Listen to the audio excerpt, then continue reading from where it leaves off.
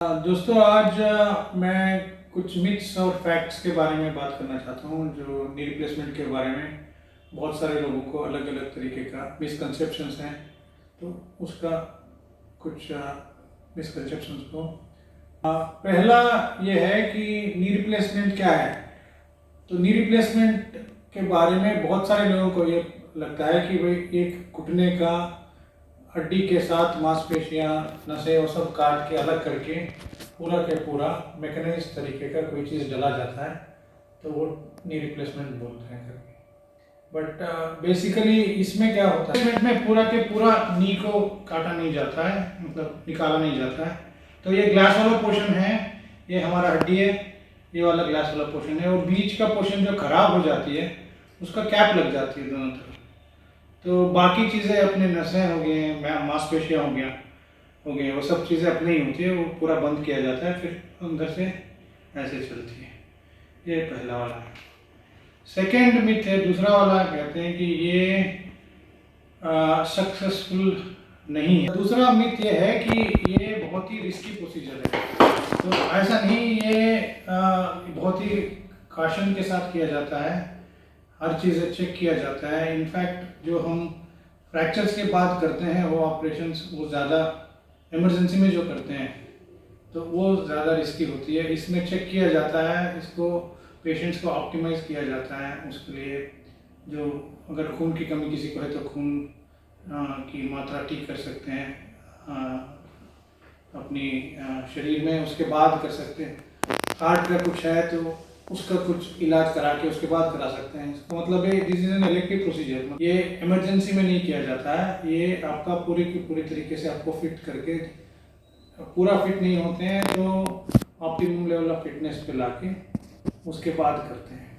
तो रिस्क इसका जितना दूसरे सर्जरीज में है उतना ही है या उससे कम ही। तीसरा मिथ है कि ये क्योंकि इतना बड़ी सर्जरी मानी जाती है तो ये बहुत ही ज़्यादा पेनफुल होता है सर्जरी।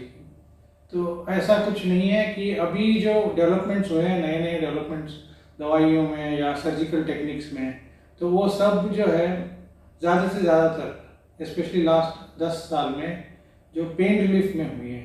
तो इसकी वजह से जो पहले 1.5 महीने से 3 महीने लगता था पूरी तरह से चलने में और अच्छे से होने में, ये अब से 8-10 साल पहले अगर सोचेंगे तो इसको इतना टाइम लग जाता था। अब मुश्किल से 2 से 4 हफ्ते में 99% पेशेंट्स इंडिपेंडेंटली पेन फ्री होके चल लेते हैं। तीसरा है कि अस्पताल में बहुत दिनों तक रुकना पड़ता है, तो ये भी एक मिथ है। इतना दिन नहीं है।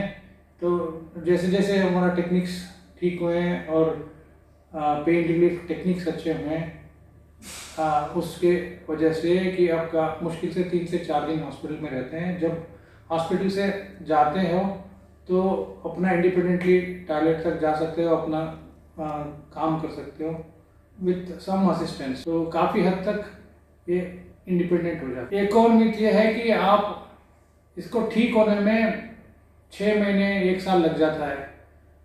ये बहुत बड़ा मिथ है। तो आज जैसे मैंने अभी बताया कि 2 से 4 हफ्ते में काफ़ी इंडिपेंडेंट हो जाते हैं।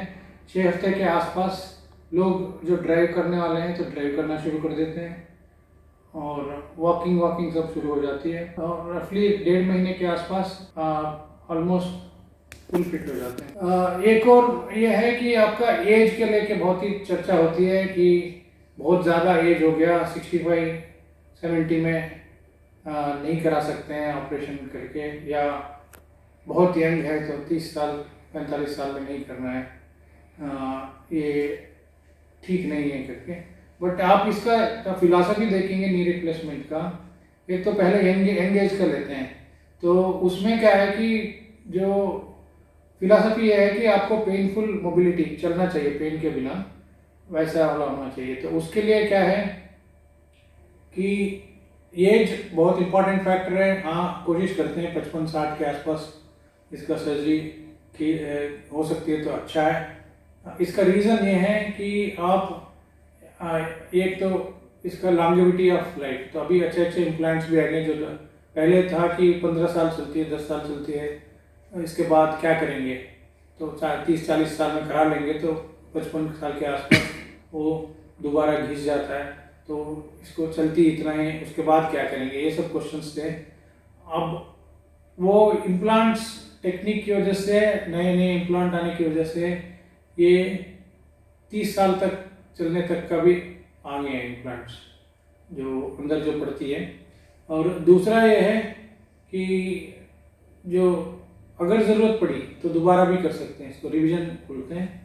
तो इसकी वजह से इतना इसका एज को बहुत बड़ा पाबंदी लगाने की भी ज़रूरत नहीं, क्योंकि अगर कोई भी पेशेंट अगर 30 साल में, तो ये जितनी बड़ी चीज़ नहीं है। अगर यंग पेशेंट भी है, अगर पूरा पेन की वजह से डिसेबल्ड है, चल नहीं पाते हैं और अपना काम नहीं कर पाते हैं, अपना धंधा नहीं कर पाते हैं, तो इसकी वजह से फाइनेंशियल बर्डन बढ़ जाती है।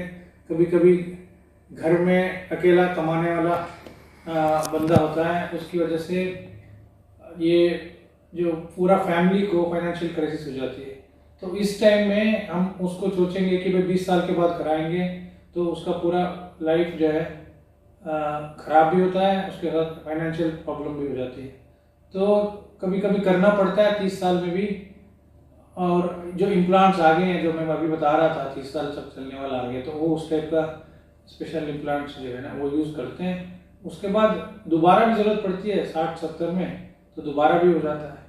तो इसकी वजह से ये एक रिलेटिव कॉन्ट्राइंडिकेशन है, मतलब हाँ ठीक है, अगर थोड़ा लंबा खींच सकते हैं तो ठीक है, नहीं हो पा रहा है तो भी ये भी नहीं है कि भाई कराना ही नहीं है, इसके साथ ही जीना है और चलना नहीं है, व्हील चेयर बाउंड होना है, तो ये सब नहीं है।